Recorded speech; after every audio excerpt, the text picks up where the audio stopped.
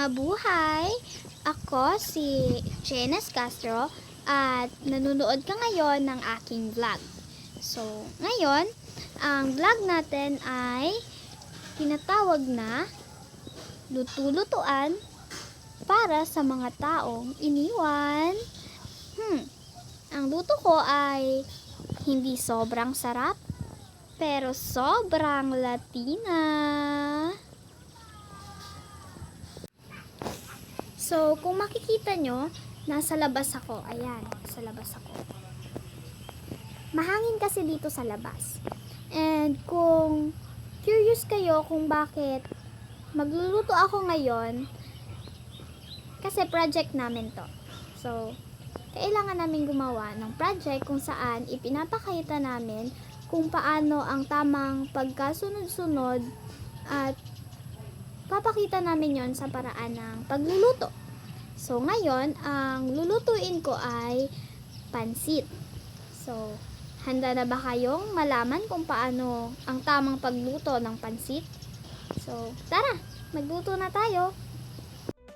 Kagagaling ko nga lang sa simbahan kasama ang aking BFF. Nagmotor na nga lang kami papuntang palengke kasi ang init maglakad. Una ko ngang binili ang sari-sari na gulay. Chinek ko pa yan kung fresh ha. Nung na-check ko na ay syempre binili ko na. Hinintay ko na nga lang si ating tindera na ibigay sa akin yung sari-sari sa kabinayaran ko. Naglakad-lakad pa nga kami sa palengke kahit sobrang init para maghanap ng iba pang bilihin. Sunod ay bumili na nga ako ng pinakamahalagang ingredient, ang pansit. 1/4 lang ang binili ko dahil hindi naman namin yan mauubos at baka masayang lang. Pagkatapos ay umuwi na nga kami. Meron ng ibang sahog sa bahay kaya hindi na ako bumili pa. Sayang ng pera, ang mahal pa naman ng mga bilihin ngayon. Ngayon ay nasa loob na ako ng bahay dahil nabili ko naman na ang mga kailangan kong bilhin at magluluto na ako. So, ihahanda ko na ang mga kailangan kong gamitin, pati na rin ang mga pinamili ko para makapagsimula na ako sa pagluluto ng pansit. Hinanda ko na nga ang lahat ng kailangan ko sa pagluto ng pansit. Una ay ang pansit, pampahaba ng secret. Meron din akong sari-saring gulay para sa relasyon nyong hindi makulay. At hinanda ko na nga rin ang mga pampalasa na nakita ko dito sa bahay. Meron akong toyo, paminta, sibuyas at bawang, pati na rin kalamansi na ilalagay ko mamaya pagkatapos magluto. At ang huli ay ang sahog na karneng baboy. Konti lang, kasing konti ng atensyong binibigay niya sa'yo. Chares! Pagkatapos nga ay naghugas na ako ng kamay para simulan na ang pagluluto. Ang una ko ngang ginawa ay hiniwa ko muna ang sibuyas at bawang. Hinugasan ko na nga rin ang karne. Hinugasan ko talaga na maigi yan para hindi naman ma-judge ang luto ko. Pagkatapos ay hiniwa ko na ito sa mas maliliit pa dahil ipangsasahog ko lang naman ang mga ito. Pagkatapos kong hiwain at durugin ang sibuyas at bawang ay sinunod kong durugin ang puso niya. Chares! Siyempre, sunod kong ginawa ay nagluto.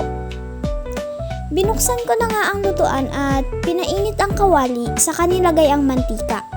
Hinintay ko ring uminit ang mantika.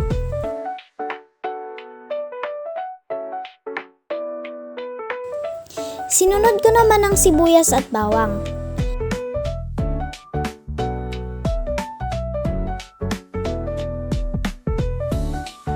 Naghintay lang ako na maluto ito saka sinunod ang karne.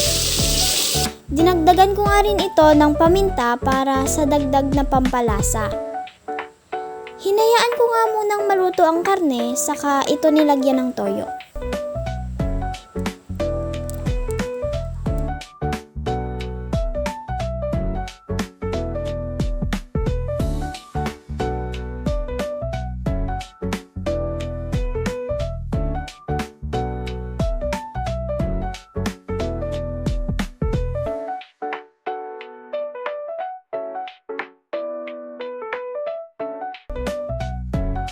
Nang matapos kong lagyan ng toyo ay idinagdag ko na ang gulay at saka ito hinalo.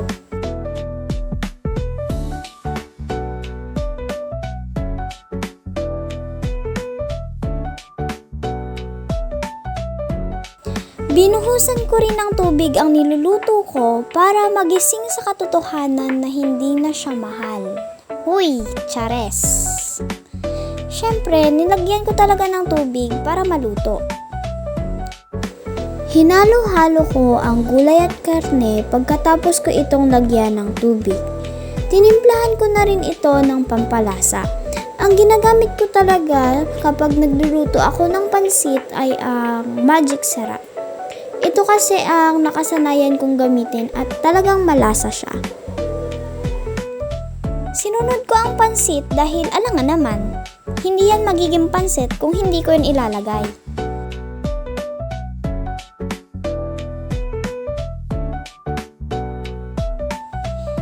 Hinalo-halo ko nga lang ito at hinintay na maluto. Hindi gaya ng manliligaw mong hihintayin ka daw, pero pagkalipas ng ilang linggo, pagod na raw sa'yo.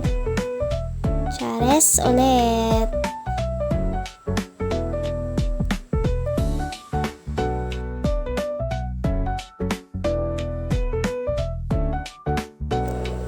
Iniwan ko nga muna saglit ang pansit na aking niluluto at nang pagbalik ko ay medyo malambot na siya. Kaunting minuto na lang at maluluto na ito. At sa wakas, sa pangalawang pagbalik ko ay luto na talaga yung pansit at pwede nang ihain para makain na.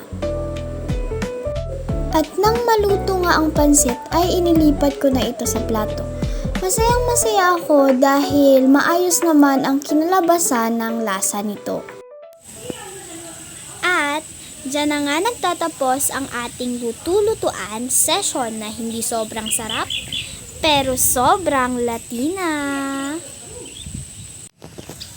Muli, ako si Janice Castro from 11 USA at ito ang aking proyekto sa pagbasa.